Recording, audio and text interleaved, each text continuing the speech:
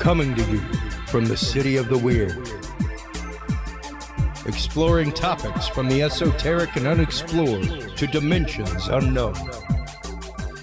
Shining a light of truth on the darkest corners of our reality. Welcome to the Curious Realm.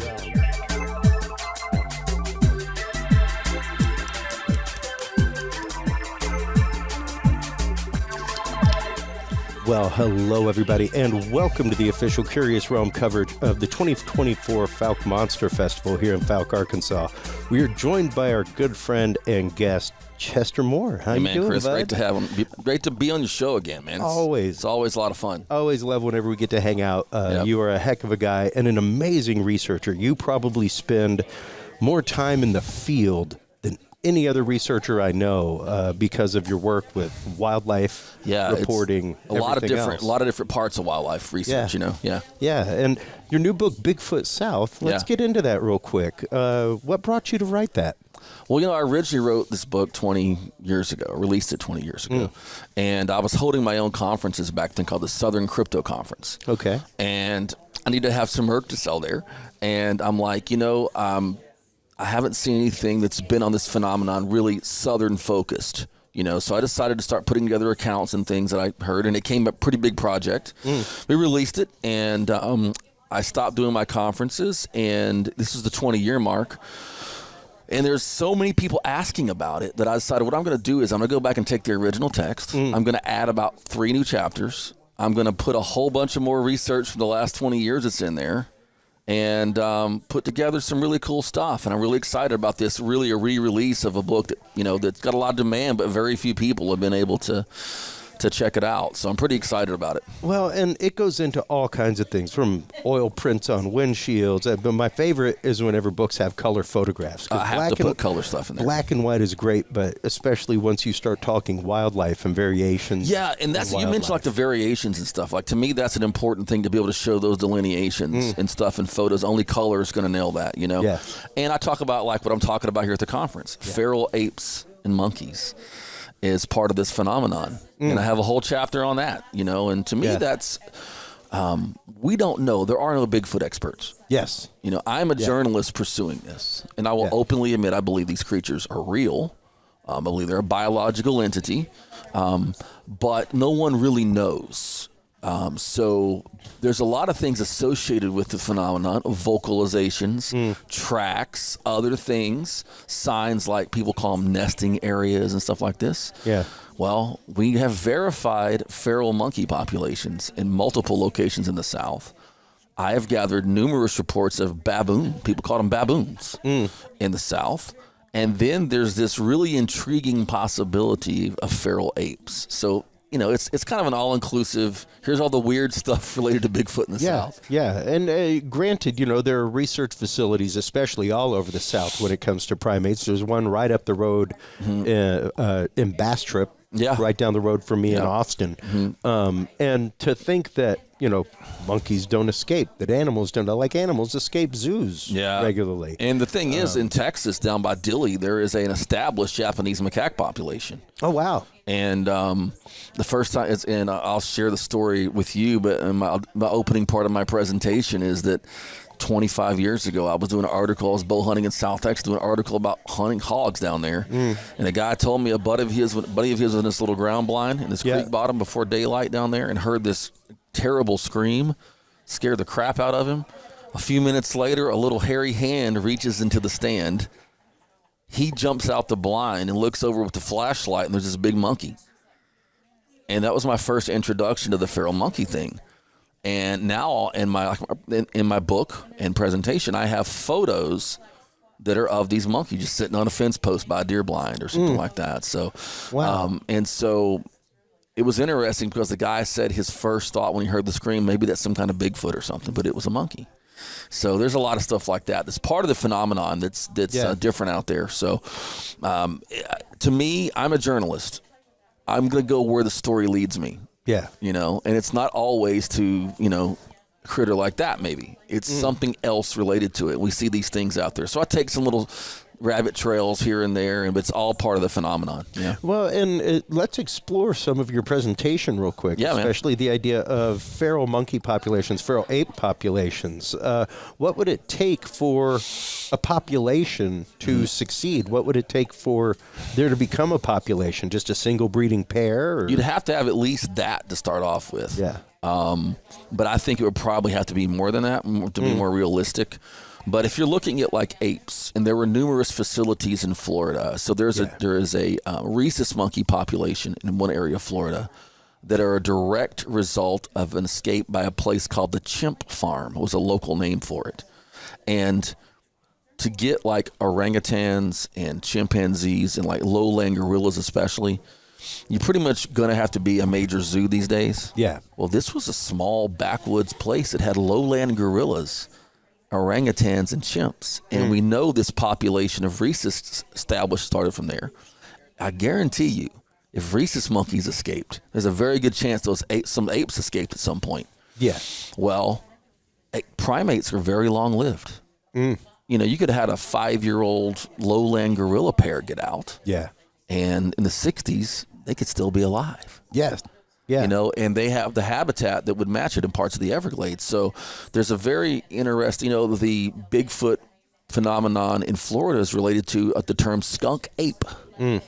And you have this very famous photo that Lauren Coleman first uncovered called the Mayaka ape. Yeah. And the ladies sent it to the police thinking it was an orangutan. Yep. And it looks like an orangutan. Yeah. So it's all in that area. And so I thought that was important to look at, you know, because what happens is I have always relied on my audience, readers, listeners, viewers, since I started to solicit information. So I kind of consider my journalism a collective journalism with everyone else. Yeah. So you put a word out and you go, hey, that guy doesn't think I'm crazy. Maybe I'll send him this picture, or I'll tell him my story. So when I do things like this, I guarantee a story is going to come in today. So it helps create a broader understanding of what's going on. Yeah, yeah, and that's the thing. Sightings happen regularly. Even last night, whenever we were at dinner and stuff like that, you know, Craig announced like, no, there was a Fouke sighting monster as soon as the day before, which is wild. 2 days ago, there was a sighting, which is wild. Monster. Yeah. And that's just it. These things happen fairly regularly. When you go to, you know, North American Wood Ape Conservancy, NAWAC, when you go to BFRO, stuff like that, these databases are updated regularly, and they happen pretty frequently. Yeah, and what's cool about this is everything sort of gets put under a Bigfoot umbrella. Yeah. But if you look like Lauren Coleman, I reference him again. I'm always about giving credit where credit's due. I love his work. And he has him and Patrick Wahey, I think, did the field guide to Bigfoot's mysterious primates, or whatever it's called. Other kind of mysterious cryptid primates around the world. And a lot of them are very monkey and ape looking. There's a devil monkey listed in there.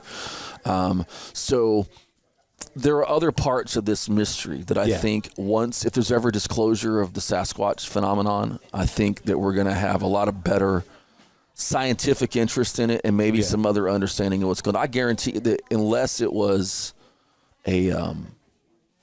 like you couldn't deny video caught on a trail camera of an orangutan come through the swamp, science is afraid to touch that.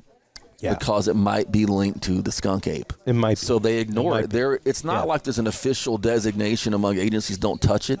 It's just the understanding. If you want your grant to research, let's leave that one be. So I think there's a lot of that out there too. And and really, even in my industry as a wildlife journalist, and most people don't, I might be the only mainstream guy touching this stuff. There might be a few others. I mean, you got to consider YouTubers mainstream now, but well, and you know, you really do have to get the one thing that I love of the work of King Gerhardt is that he always emphasizes the zoo.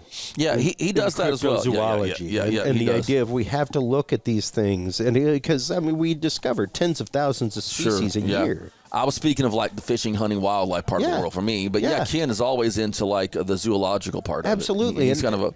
He's kind of a throwback to like, you know, like some guys like I think it was Ivan Sanderson who was big into you know, so a lot of those early guys kind of went into it from that perspective. That's right. He works with the San Antonio Zoo. Well, absolutely, and that's important. That is Scott Marlowe with the Pangea Institute, who passed away a few years ago. He was very much into that as well. Yeah.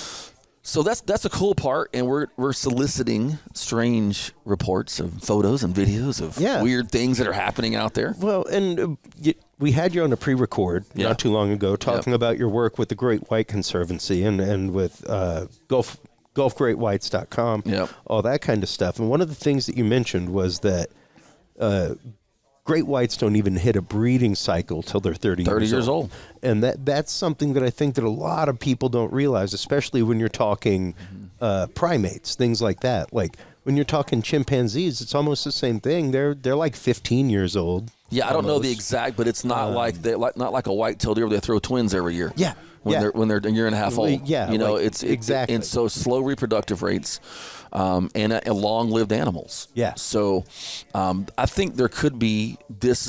I know for a fact that the primate thing is integrated into the Sasquatch phenomenon, at least from the vocalization perspective. Sure. You know, for sure. Sure. Because that's a big part of people. I've heard this and I heard that. Yeah.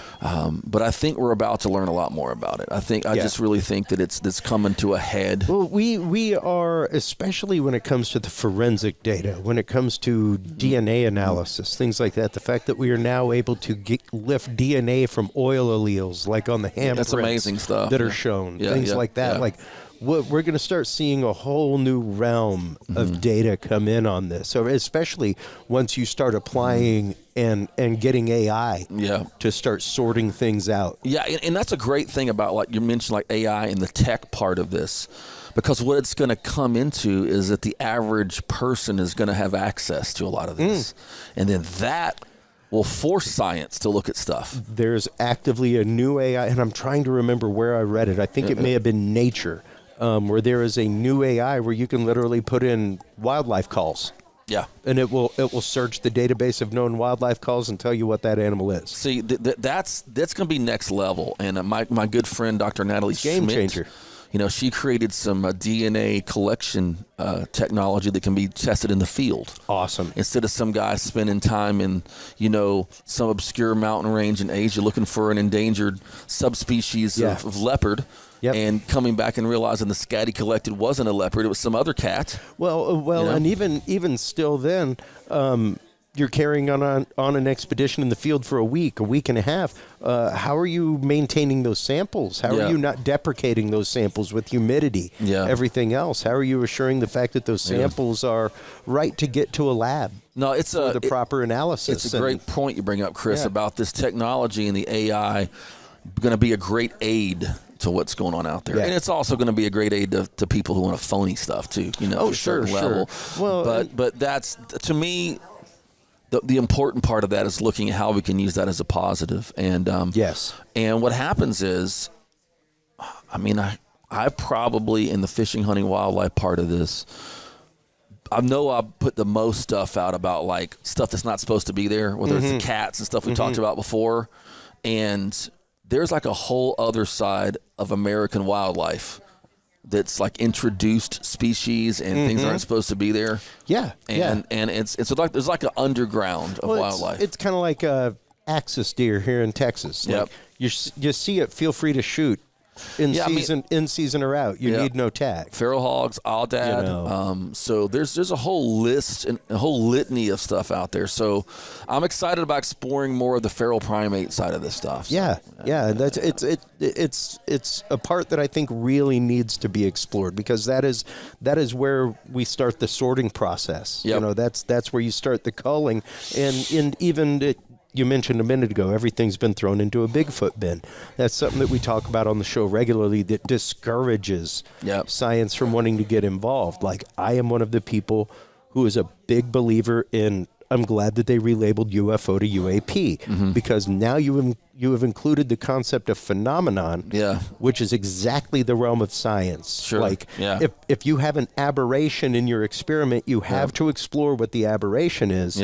That's science, because you have to be able to segregate. It might not be Gort, but which I love Gort here. I've always loved your Gort you have. I'm a big Lady Earth Stood Still, the original one fan. But it's something. Right? And it might not be the Patterson Gimlin creature, but it's something. That's right. So, that's right.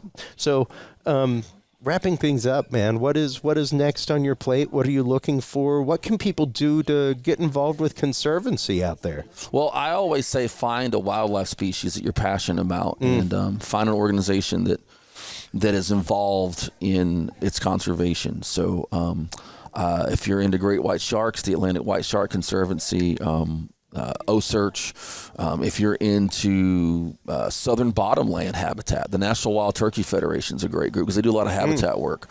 So find something you can, become a member of. That you have a voice for that habitat, and then otherwise, if you have a kid that may be facing some kind of special challenge in what they do, and maybe they've had an illness or an abuse issue or something, or even going through a really hard depression, they might like wildlife, or they might like Sasquatch. Reach out to me. We have a program called Wild Wishes. We would love to connect them with something like that. And you can email me at chester@chestermore.com or get more information at highercalling.net. Absolutely. Yeah, Chester, man. Thank you. God bless you, buddy. Always good. Absolutely, man. Same. Your work is absolutely amazing. Your research is phenomenal. While you are online, checking out everything from Chester Moore, Higher Calling Wildlife, and Gulf Coast Great Whites, make sure to stop on by Curious Realm. Curious Realm is where you can find all the episodes. It's where you can like, follow, subscribe, share, comment. You can find all these episodes on YouTube. We will be back right after these quick breaks, everybody, with more guests right here at the Fouke Monster Festival 2024 in Fouke, Arkansas. Be right back after this.